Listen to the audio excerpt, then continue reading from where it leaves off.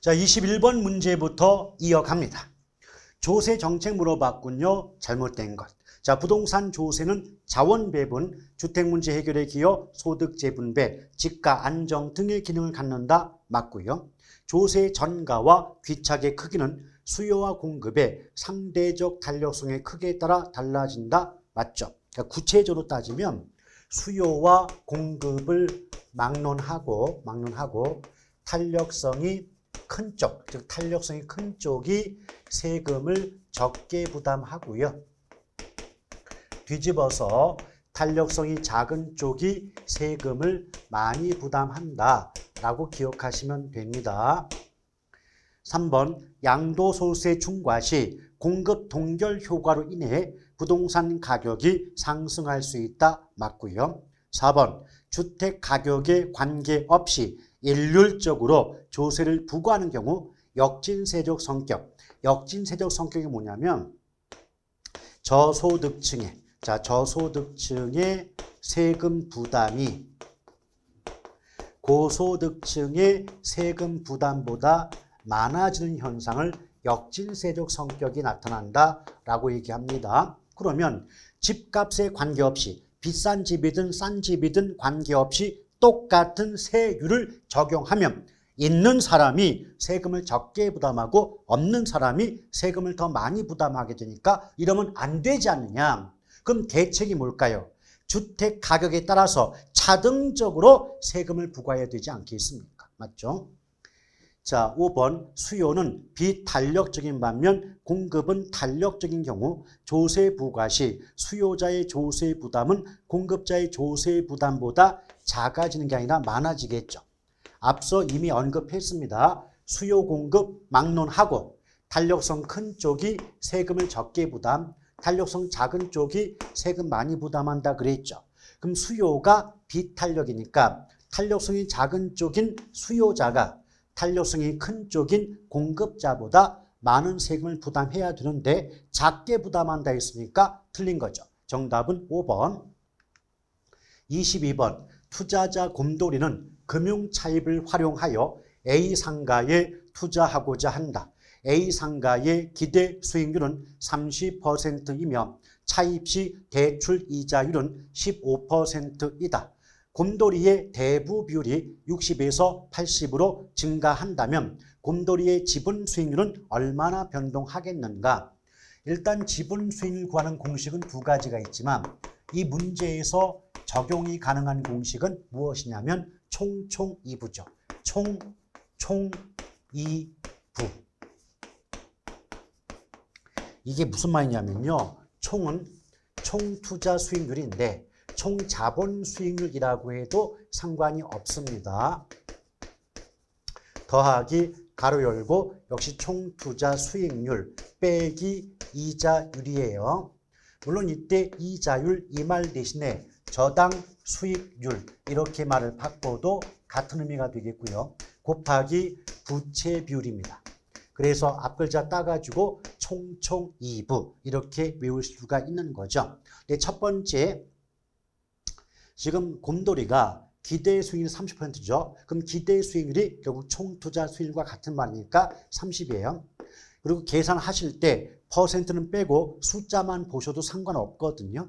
그럼 30 더하기 30 빼기 이자율이 15%니까 15를 빼줘요. 가로 닫고 곱하기 부채 비율인데 주어진 조건은 대부 비율이거든요. 대부 비율이 60%에서 80% 증가한다 그랬죠. 그럼 첫 번째 대부 비율이 60%일 때 부채 비율이 얼마냐는 것을 먼저 알아두셔야 됩니다. 일종의 공식이에요. 자, 대부 비율이 50이죠. 그럼 부채 비율은 100%가 되고요. 대부가 60이면 부채는 150%가 됩니다. 대부가 80이면 부채는 400%가 된다. 이건 일종의 공식처럼 외워두는 게 좋을 것 같아요. 그럼 첫 번째 대부가 60%니까 이때 부채 비율은 150%죠. 근데 150%는 숫자로 바꾸면 1.5가 된다는 겁니다. 맞죠? 그럼 첫 번째 30 빼기 15는 15가 되죠. 이렇게 그럼 15 곱하기 1.5 하면 값이 나오지 않겠습니까? 이 값에다가 30을 합해주면 얼마의 값이 나온다? 52.5가 나오게 되죠. 그럼 첫 번째 대부 비율이 60일 때 지분 수익률은 52.5%의 값이 나오게 돼요. 두 번째는 나머지 조건은 모두 똑같죠. 기대 수익 30에다가 30 빼기 15까지는 똑같은데 이제 대부가 80으로 늘었죠. 그럼 대부가 80이면 부채가 400%죠. 그럼 400%는 숫자로 바꾸면 4가 나오겠죠. 그럼 30 빼기 15는 15죠. 그럼 15 곱하기 4는 얼마죠? 60이죠. 그럼 60 더하기 30은 얼마죠? 90 아닙니까? 맞죠? 그러면 52.5였던 게 90으로 올라갔으니까 90에서 52.5를 빼면 37.5가 나오지 않습니까? 그 결과 22번의 정답은 37.5가 상승한다. 3번이 됩니다. 자, 23번입니다. 부동산 투자와 관련된 위험에 대한 설명 옳은 건데 비체계적 위험은 경기 침체, 물가 상승, 시장 이자율의 인상 등 시장 상황과 관련된 위험. 근데 시장 상황과 관련된 위험은 누구도 피할 수 없는 위험이니까 비체계적 위험이 아니라 체계적 위험인 거죠. 1번 틀렸고 2번 부동산업 자체의 수익성에 관한 위험을 사업상 위험이라 한다. 맞아요. 또 사업상 위험 대신에 경영 위험이라고 해도 상관은 없는 거고요. 3번 대부 비율이 증가, 남의 돈을 많이 끌어올수록 지렛대 효과가 커지지만 그만큼 빚을 갚지 못할 위험도 함께 커지기 때문에 투자와 관련된 위험은 증가하는 모습을 보이는 거지 감소하는 게 아닙니다. 자, 그 다음 4번 유동성 위험이란 법률의 개정, 정책, 제도, 규제 등 법적 환경의 변화. 법적 환경이 변화함으로써 나타나는 위험은 유동성 위험이 아니라 말 그대로 법적 위험이죠. 5번 인플레 위험이란 자, 부동산의 거래 과정에서 발생하는 시장 가치의 손실 가능성, 이것은 전형적인 유동성 위험을 의미하는 표현입니다. 따라서 이 문제의 정답은 2번이 돼요. 24번 포트폴리오 이론에 관한 다음의 설명 중 틀린 겁니다. 자, 포트폴리오가 분산 투자인 건 아시죠? 그러니까 집중 투자로 인한 장래의 불확실성. 자, 불확실성은 위험의 뜻이죠. 그럼 집중 투자, 하나의 자산에 몰빵해서 발생하는 위험을 여러 개의 자산에 분산하여 투자함으로써 제거 감소시켜 안정된 결합 편익을 얻고자 하는 자산관리 기법이다. 맞고요. 자, 포트폴리오 이론은 위험 회피형 투자자를 전제로 하는데 위험 회피형 투자자는 또다시 보수적 투자자와 공격적 투자자로 구분이 됩니다. 3번 포트폴리오 효과란 기대 수익, 예상되는 수익의 희생 없이 투자와 관련된 위험을 감소시키는 효과를 말한다. 맞죠? 여기서 기대 수익의 희생이 없다는 건 수익은 낮아지지 않으면서도 위험이 줄어드는 효과가 포트폴리오 분산 효과입니다. 4번 효율적 포트폴리오를 구성하는 경우 포트폴리오의 총 위험을 0까지 제거할 수 있다. 말이 안 되죠. 왜냐하면 포트폴리오의 총 위험은 피할 수 없는 체계적 위험과 피할 수 있는 비체계적 위험의 합이에요. 따라서 분산 투자를 통해서 비체계적 위험은 제거하거나 감소할 수가 있겠지만 체계적 위험은 전혀 제거시킬 수 없기 때문에 어떤 경우에도 총 위험이 0이 될 수는 없는 거거든요. 그래서 이 문제의 정답은 4번이 됩니다. 25번 볼게요. 현금 수지의 측정에 관한 다음의 설명 중 잘못된 것은 가능 총소득은 단위당 임대료의 임대 단위수를 곱하여 그 값을 구한다. 맞고 영업소득세 산정 시 원금 상환액은 세금 공제의 대상이 되는 반면 이자 지불액은 세금 부과의 대상이 된다. 앞뒤가 바뀌었죠. 원금을 갚는 금액은 세금 부과하지만 이자 내는 금액은 세금 부과하지 않습니다. 그래서 원금과 이자의 위치가 바뀌어야만 옳은 표현될 수가 있기 때문에 정답은 2번이죠. 유효총소득에서 영업경비를 빼고 남은 게 순영업소득. 또 순영업소득에서 부채 서비스액을 공제한다 대신에 차감한다고 해도 상관이 없겠죠. 세전현금 수준을 구할 수가 있다. 26번 볼게요. 부동산 투자 분석 기법에 관한 다음의 설명 중 옳은 건데 다른 조건이 일정하다면 승수법에선 승수가 클수록 더 좋은 투자 대안이다. 말이 안 되는 거죠. 우리가 어림셈법을 배운 적이 있어요. 네, 어림셈법은 수익률법과 승수법의 두 가지로 구성이 되죠. 또 기본적으로 수익률과 승수는 역수의 관계에 있다고 배우신 적도 있지 않습니까? 네, 상식의 바탕을 두고 수익률은 큰 게 좋아요, 작은 게 좋아요? 당연히 큰 게 좋죠. 수익률은 큰 게 좋겠지만 역수니까 반대니까 승수는 작을수록 좋은 겁니다. 아시겠죠? 자, 2번 내부 수익률은 수익성 지수를 0으로 만든다, 1로 만든죠. 많이 반복한 내용이지만 내부 수익률은 수년제 가치 줄여서 수년가를 0으로 만드는 할인율이고 수년가가 0이면 자동적으로 수익성 지수값은 1이 된다라고 배운 바가 있죠. 따라서 문장 만들면 내부 수익률이란 수년제 가치를 0으로 만든 할인율 또는 수익성 지수를 1로 만드는 할인율이라고 해야 옳은 지문이에요. 3번 내부 수익률이 실현 수익률보다 클 경우 해당 투자를 채택한다. 틀렸어요. 왜냐? 실현 수익률은 이미 발생한 수익률에 해당되기 때문에 투자의 준거, 기준으로 사용할 수가 없습니다. 그래서 제가 예전에 뭐라 그랬어요? 예컨대 문장 속에서 내부 수익률, 다른 말로 기대 수익률과 실현 수익률을 비교한다. 양쪽을 비교한다. 또는 요구 수익률과 실현 수익률을 비교한다. 이런 식의 문장은 성립할 수 없다 그랬어요. 그러니까 내부 기대 수익률과 실현 수익률을 비교할 수도 없는 거고 요구 수익률과 실현 수익률도 비교의 대상이 될 수가 없어요. 그러니까 나오는 말이 뭐다? 내부 수익률과 요구 수익률을 비교해서 투자를 할지 말지 선택한다는 거죠. 그래서 내부 수익률이 요구 수익률보다 클 때 해당 투자를 채택합니다. 실현 수익률이 아니에요. 4번 수년제 가치는 현금 유입의 현재 가치에서 현금 유출의 현재 가치를 뺀 값이죠. 자, 공식을 잘 보세요. 수년제 가치고 수년제 가치.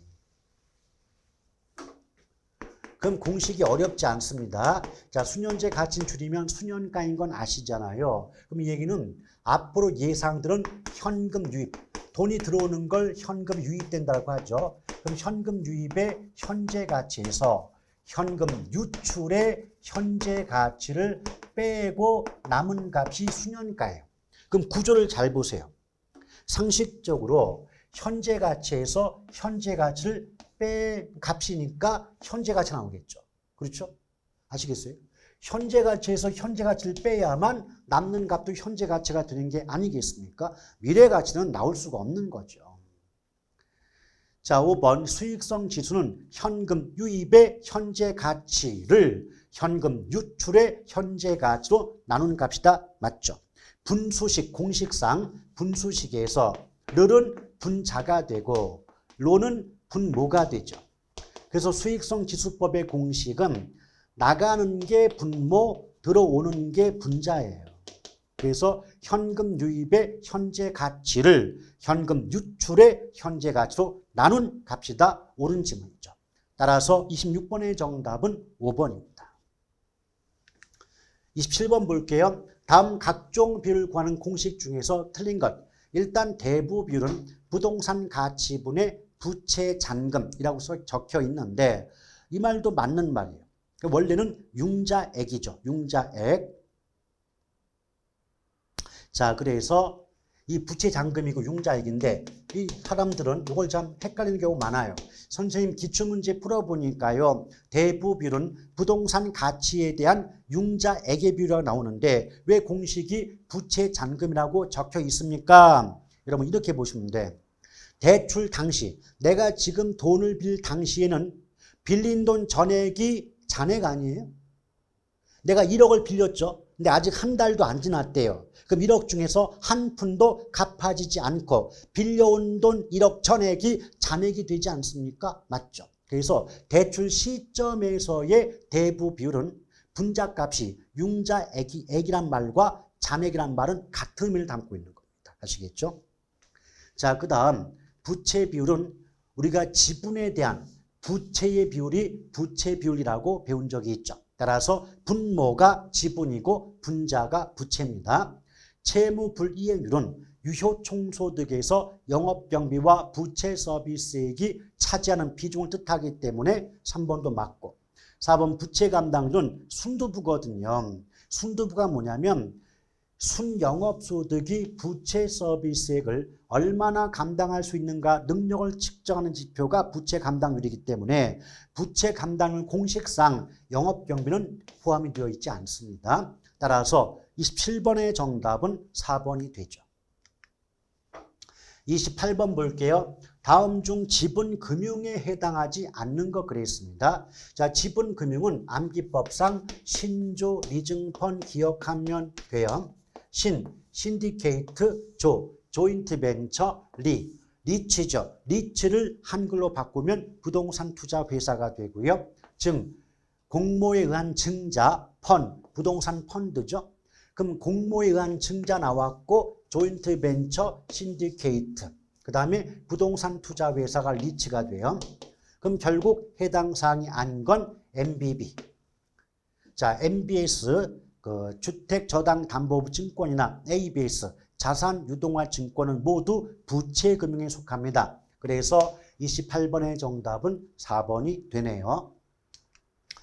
자, 29번 볼게요. 원금균등, 원리금균등, 최정식 상환 방식에 관한 다음의 설명 중 틀린 건데요.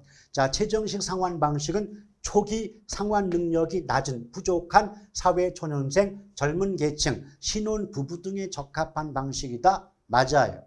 2번 최정식 상환 방식의 경우에 원리금 균등이나 원금 균등 방식에 비해서 금리가 높게 적용됩니다. 이자 부담이 크죠. 3번 원리금 균등은 초기에는 이자 지불액의 비중이 높고 후기로 갈수록 원금 상환액의 비중이 커진다. 맞습니다. 4번 대출 실행 이후에 일정 시점에 잔금 비율이 가장 작은 방식은 원금 균등 상환 방식이다. 맞죠? 그럼 잔금 비율이 뭐냐? 자, 빌려온 돈, 대출액 중에서 잔금, 아직까지 갚지 못하고 남은 잔액의 비율이 잔금 비율이잖아요. 그럼 잔금 비율이 가장 작다는 건 그만큼 많은 빚을 갚았다는 거예요. 많은 빚을 갚았다. 그럼 여러분 아시겠지만 원리금 균등, 원금 균등, 최정식 상환 세 가지 방식 중에서 가장 빠른 속도로 빚을 갚아나가는 방식은 원금 균등이잖아요.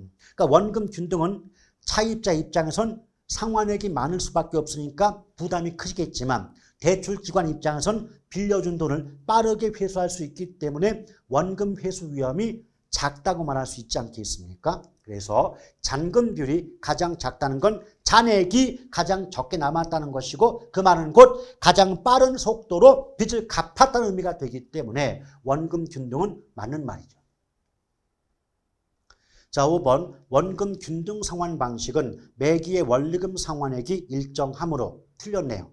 원금이자 앞에서 갚는 금액이 일정한 것은 원리금 균등이지 원금 균등이 아니지 않습니까? 그래서 29번의 정답은 5번이 돼요.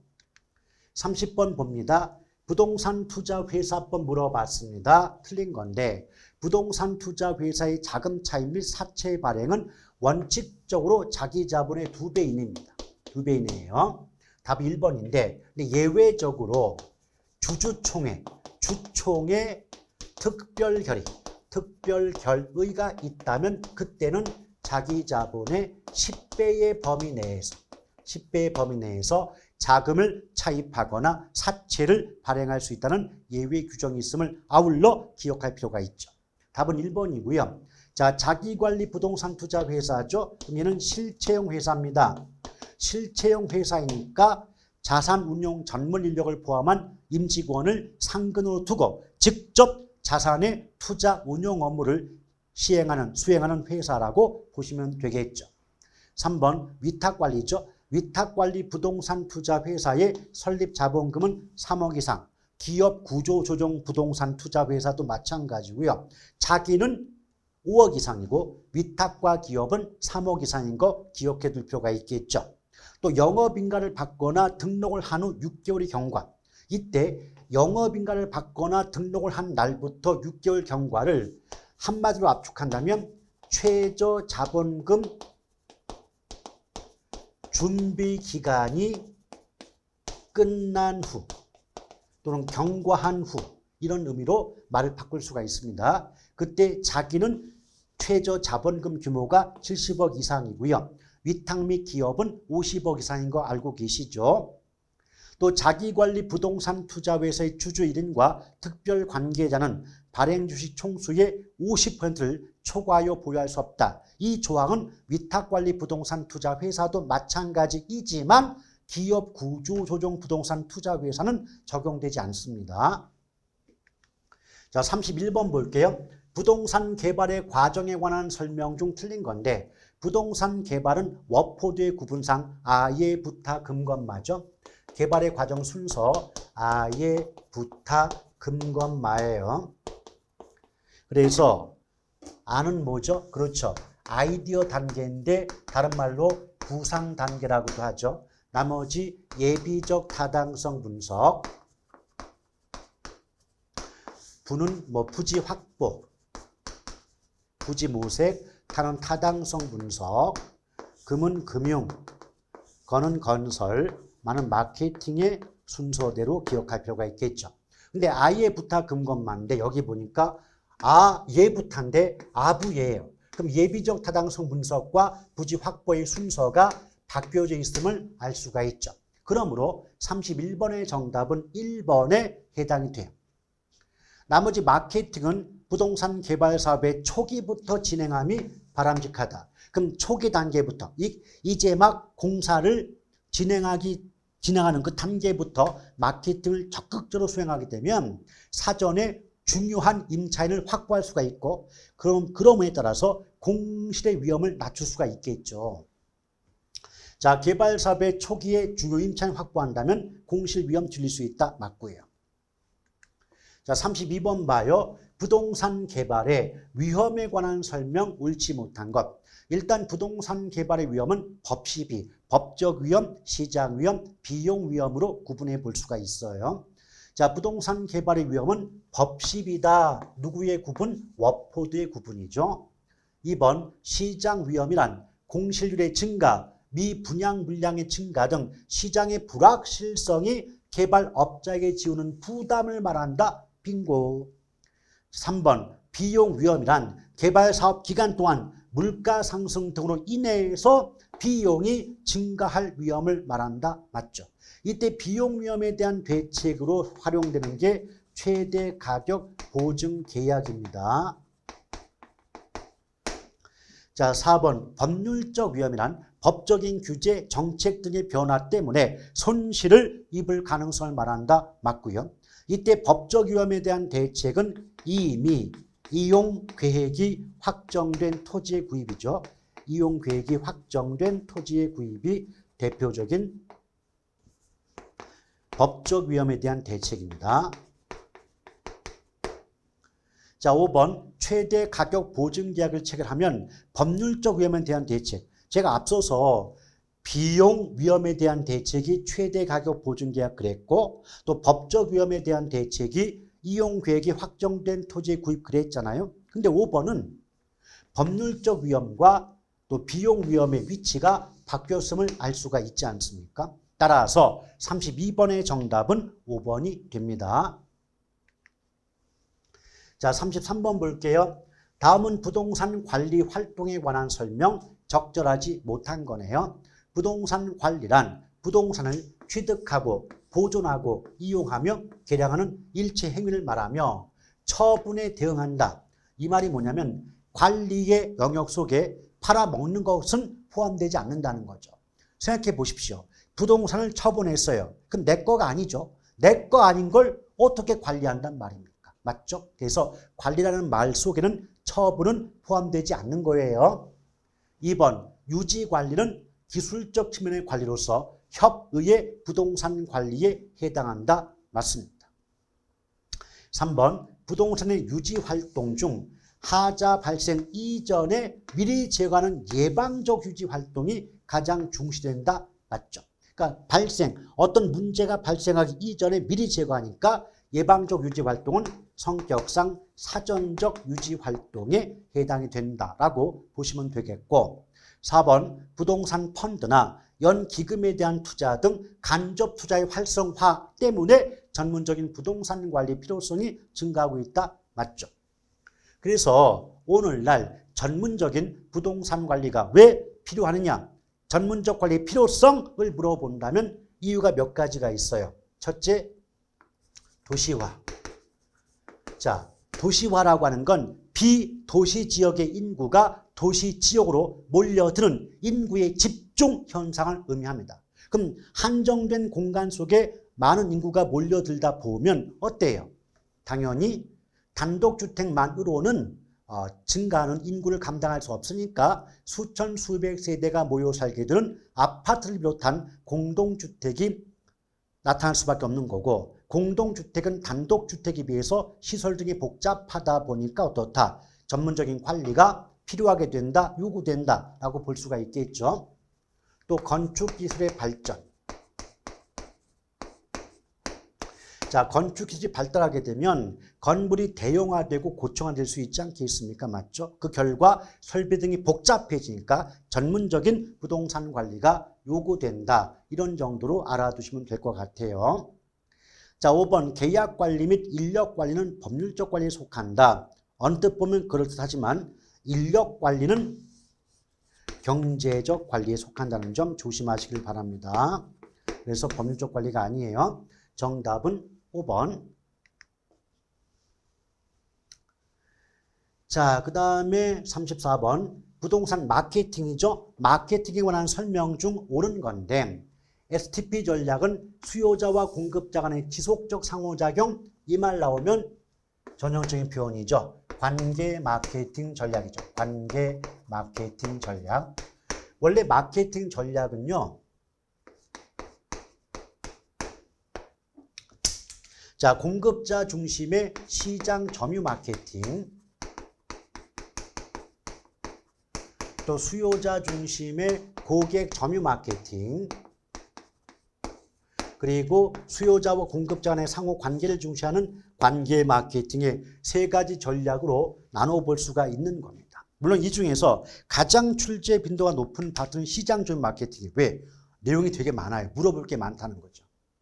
일단 시장 점유 마케팅은 성격상 공급자 중심의 마케팅 전략이고, 고객 점유는 제목 속에 고객자 붙었으니까 성격상 수요자 중심의 마케팅 전략. 또 관계 마케팅은 이 릴레이션십, 관계를 유지한다는 건 어느 한쪽만 있어서는 관계 유지가 될 수가 없으니까 수요자와 공급자 간의 어떤 상호작용을 중시하는 거죠.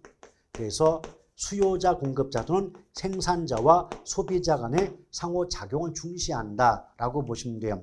특히나 관계 마케팅은 브랜드와 밀접한 관련이 있죠. 브랜드와 밀접하다. 어떻게 외운다? 여자친구와의 관계 유지에는 브랜드가 따봉, 이렇게 외우시길 바랍니다.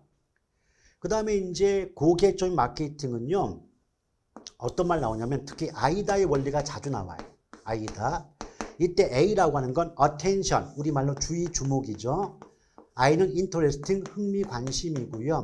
D는 desire, 욕구, 욕망이고, A는 action, 행동을 얘기합니다. 요걸 영어의 순서로 물어본 적도 있고 한글 순서로 물어본 적도 있으니까 정확히 좀 외워두시면 좋겠고요. 그 다음에 가장 많이 물어보는 게 시장 점유 마케팅이죠. 자, 시장 점유 마케팅에는 STP 전략이 있고요. 그 다음에 4P 믹스 전략이 있다. 잠깐 지워야 되겠네요. 4P 믹스 전략이 있어요. 그럼 4P라고 하는 것은 알파벳 P로 시작되는 네 가지 요소의 조합이 되기 때문에 4P 믹스를 다른 말로 마케팅 믹스하는 경우도 있습니다. 그래서 4P가 뭐냐면, 자, 프로덕트, 첫 번째 프로덕트 제품 전략이 있겠죠. 그 다음에 두 번째 프로모션. 자, 프로모션은 이제 판촉 전략이에요. 판매 촉진 전략. 그 다음에 세 번째가 프라이스죠. 프라이스, 가격 전략. 네 번째가 플레이스입니다. 자, 플레이스는 유통 경로 전략이에요. 여기서 이제 네 가지 요소의 조합이고요. STP는요. S가 세그멘테이션, 시장 세분화 전략, 세분화 전략. 그 다음에 T는요. 타겟팅이라고 해서 목표 시장 또는 표적 시장의 선정 전략이에요.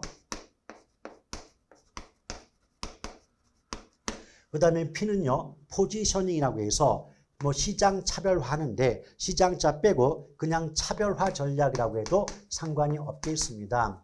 그래서 종류 외우실 때 어떻게 외운다? 시장 세분화의 세, 표적 시장의 표, 차별화의 차, 제, 판, 가, 유가 되죠. 우리 이번에 총선 앞두고 있지 않습니까? 총선의 결과 세 표 차로 당락이 좌우됐다. 세 표 차로 당락 좌우되면 나 인정 못해. 법원 가서 재판하자. 까보자 라고 할 거 아닙니까? 그래서 세 표 차면 재판 가유라고 외워두시면 좀 암기가 쉽지 않을까 생각이 됩니다. 자, 2번 부동산 시장이 매수자 시장에서 매도자 시장으로 바뀜에 따라서 마케팅이 중시된다. 앞뒤가 바뀌었죠. 자, 매도자 중심 시장에서 매수자 중심 시장으로 전환이 됐기 때문에 마케팅 중시가 되죠. 틀렸고요. 자, 3번 정부나 경쟁업자, 고객 공중 등은 마케팅 환경 중 미시적 환경이지 거시가 아니겠고요. 4번 시장 점유 마케팅 전략은 성격상 공급자 중심의 전략이지 수요자가 아니죠. 수요자 중심 그랬다면 고객 점유 마케팅이 나올 수밖에 없는 거고요. 또 시장 세분화란 인구 경제학적 특성을 고려하여 수요자 집단을 분할함을 뜻한다. 5번이 맞는 말입니다. 자, 35번 갈게요. 다음은 가치와 가격에 대한 설명 틀린 겁니다. 가치란 대상 부동산의 보유를 통한 장래 획득 가능한 편익을 현재 가치로 환원하는 값이다. 현재 가치로 만들었기 때문에 성격상 현재 값이다. 맞고요. 2번 가격이란 거래 당사자 간에 실제로 지불된 이미 지불이 완료된 금액이 되기 때문에 성격상 과거의 값 맞고요. 시장 가치는 통상적 시장에서 충분한 기간 거래를 위하여 공개된 후 대상 물건의 내용에 정통한 당사자 사이에서 신중하고 자발적인 거래가 있을 경우 성립될 가능성이 가장 높다고 인정되는 대상 물건의 가액을 말한다라고 감정평가 규칙에 규정하고 있습니다. 4번 가치의 전문가는 공인중개사, 가격의 전문가는 감정평가사. 딱 봐도 앞뒤가 바뀐 거 느끼죠. 그래서 가치의 전문가는 감정평가사, 가격의 전문가는 공인중개사이기 때문에 정답은 4번. 자, 주어진 시점에서 가치는 다양하게 존재하나 가격은 하나밖에 존재하지 않는다. 맞죠? 자, 36번 갑니다. 부동산 가격제 원칙은 각각 독립적으로 작용하는 게 아니라 서로 연결관계에 있다. 다음 중 연결이 잘못된 것은 기준 시점 확정 및 시점 수정의 근거. 제가 수업할 때요. 어려우시면 시점자가 붙으면 원칙은 변동이 답이다 라고 했던 거 기억하셔야 되겠고요. 2번. 자, 2번은 추가 투자 나왔죠. 추가 투자. 이 말 나오면 이미 정답은 정해져 있다. 두 가지입니다. 추가 투자 나오면 기여의 원칙 아니면 수익체증 체감의 원칙이 답이 됩니다. 자, 기여의 원칙 아니면 수익체증 체감 맞고요. 감정평가 3방식 모두의 이론적 근거가 되는 원칙은 당연히 대체 원칙이고 지역 분석 및 경제적 감가 파악의 근거는 기여의 원칙이 아니라 적합의 원칙입니다.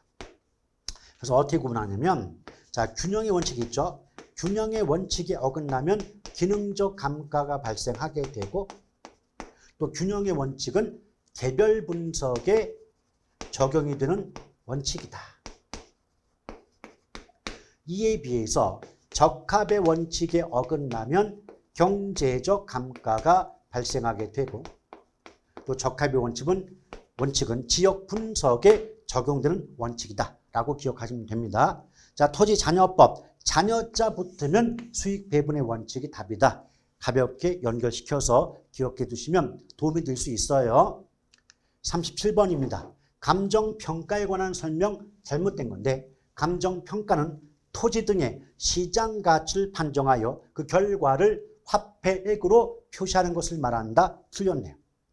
감정평가 및 감정평가사에 관한 법률 제1조에 보면 감정평가는 토지 등의 경제적 가치를, 시장 가치가 아니에요. 경제적 가치를 판정하여 그 결과를 가액으로 표시하는 것을 말한다. 이게 법조문이 되기 때문에 한 글자만 바꿔도 틀립니다. 아시겠죠? 그래서 37번의 정답은 1번이 되는 거죠. 자, 부동성 때문에 지역별로 부동산 가격이 다르게 되고 부증성 때문에 수요 공급의 조절이 어렵다 보니까 균형 가격 형성이 쉽지 않고 그 결과 정확한 가치 판단, 감정 평가가 요구된다, 필요하게 된다라고 볼 수가 있는 거죠. 자, 부동산 시장은 합리적 시장이 형성되기 어렵다 보니까 감정 평가의 필요성이 커진다. 모두 맞는 말이에요. 38번. 지역 분석 및 개별 분석에 대한 설명 옳지 못한 건데 1번 대상 부동산이 속한 지역적 특성에 대한 분석을 기초로 대상 부동산에 대한 구체적 분석이 이루어진다. 이게 무슨 말이냐면 자, 대상 부동산에 속한 지역적 특성에 대한 분석, 이걸 한마디로 압축하면 지역 분석이죠. 이거를 기초로 토대로 대상 부동산에 대한 구체적 분석은 역시 압축하면 개별 분석이 되는 거죠. 그러면 지역 분석을 기초로 개별 분석이 이루어진다는 말을 다르게 바꾸면 지역 분석이 개별 분석에 선행한다는 말과 같은 의미가 되는 거죠. 그래서 1번은 맞는 지문이고요. 2번 인근 지역의 표준적 이용 및 가격 수준의 판정은 대상 부동산의 구체적 가격 및 최유효용 판정의 토대가 된다. 맞아요. 이 말이 뭐냐? 우리가 표준적 이용, 가격 수준 판정 이래 버리면 지역 분석이죠. 또 뒤에 문장 대상 부동산의 구체적 가격 및 최유효용 판정은 개별 분석 아닙니까? 맞죠? 그럼 이 말도 지역 분석은 개별 분석의 토대가 된다. 토대가 된다. 이 말이나 지역 분석은 개별 분석의 기초가 된다. 이 말이나 지역 분석은 개별 분석에 선행한다. 이 말은 모두 같은 말이잖아요. 그러니까 사실 1번과 2번은 같은 말이에요. 같은 말. 자, 3번 지역 분석은 일반적으로 개별 분석에 선행하며 광역적, 거시적, 전체적 분석의 성격을 갖는다. 맞고 4번 지역 분석에는 적합의 원칙, 개별 분석에는 균형 원칙이 적용된다. 맞죠? 답이 5번 같은데 볼게요. 인근 지역이란 대상 부동산이 속한 지역이 인근 지역이죠. 또 부동산의 이용이 동질적이고 지역 요인, 가치 형성 요인 중 지역 요인을 공유하는 지역이 인근 지역이죠. 개별 요인이 아니라 지역 요인을 공유한다. 아시겠죠? 자, 그래서 38번의 정답은 5번입니다. 자, 39번 볼게요. 다음은 거래 사례 비교법 물어봤네요. 틀린 겁니다. 거래 사례 비교법은 대상 물건과 가치 형성 요인이 같거나 비슷한 사례 물건과 비교하여 대상 물건의 현황에 맞게 사정 보정, 시점 수정, 가치 형성 요인 비교 등의 과정을 거쳐 대상 물건의 가액을 산정하는 감정평가 방법을 말한다라고 감정평가에 관한 규칙에 규정하고 있습니다. 그러니까 이거 하나하나의 뜻이요. 법조문이라니까요. 그대로 기억하려고 노력하셔야 돼요. 여러분. 사례 자료는 동일 수도권 내 거래 사례로서 지역 요인 및 개별 요인의 비교가 가능해야 되고 기준 시점과 유사한 사례일수록 신뢰성이 높아진다. 믿을 만한 자료가 되니까 유용한 자료다. 맞는 말이죠. 시점 수정이란 거래 시점의 사례 부동산 가격을 기준 시점의 사례 부동산 가격으로 수정하는 작업인 거 맞고요. 정상적인 거래를 저해하는 특수한 사정이 개입되는 사례 자료는 채택하지 않는다. 이게 틀렸죠. 비록 사정이 개입되어 있는 자료라 할지라도 그런 사정이 없는 상태의 정상적인 자료로 만들어줄 수 있다면, 다시 말하면 사정 보정이 가능하다면 사정이 개입된 자료도 거래 사례 비교법상 사례 자료로 수집될 수가 있어요. 선택될 수가 있다. 그래서 이 문제의 정답은 3번이 되죠. 자, 거래 사례는 대상 물건과 대체 경쟁의 관계가 성립하고 가격 면에서도 상호 관련성이 있어야 될 때 그건 좋은 자료 아니겠느냐. 자, 40번입니다. 감정평가 규칙상 물건별 감정평가 방법에 관한 다음의 내용 중 잘못된 거 골라봐라. 1번, 감정평가업자는 임대료를 감정평가할 때 임대사례 비교법을 적용해야 된다. 맞죠? 자, 어떻게 배운다? 임대니까 임대자가 나온다. 그렇게 기억하시면 되겠고요. 자동차, 여러분 자동차는 워낙 시장에서 거래가 많이 이루어지고 있기 때문에 거래사례 비교법. 근데 반면에 건설기계나 선박항공기는 그 물건을 만들 때 비용이 얼마 들었냐를 기준으로 감정평가하기 때문에 원가법을 적용한다. 맞죠? 3번, 과수원은 거래사례 비교법입니다. 4번, 살림을 감정평가할 때 산지와 임목을 구분하여 평가하는 게 원칙이고 이때 임목은 거래사례 비교법 소경목림은 굵기가 얇은 나무예요. 원가법을 적용한다. 맞죠? 자, 5번 보시면 집합 건물의 소유 및 관리에 관한 법률에 따른 구분 소유권의 대상이 되는 건물 부분과 대지 사용권을 자 포인트 일괄자가 붙으면 그 뒤에 나오는 말은 거래사례 비교법이 나와야 됩니다. 일괄할 평가할 때는 거래사례 비교법을 적용한다고 제가 한 말이 아니라 간평규칙의 규정 법조문입니다. 수익환원법 틀렸네요. 정답은 5번이죠. 자, 이렇게 해서 제1회 부동산학 개론 모의고사 문제 해설 강의를 마쳤고요. 뭐 좋은 점수 나오신 분도 계시겠지만 생각했던 것보다 점수가 잘 처음에 안 나와요. 네, 그것은 정상적이고 당연한 현상이니까 너무 좌절하시거나 초조해 하실 필요가 없겠습니다. 여기에 바탕을 두고 내가 이번 틀린 거 다음에 안 틀리면 되는 겁니다. 아시겠죠? 용기 잃지 마시고요. 열공하시길 바라겠습니다. 대단히 수고하셨습니다. 고맙습니다.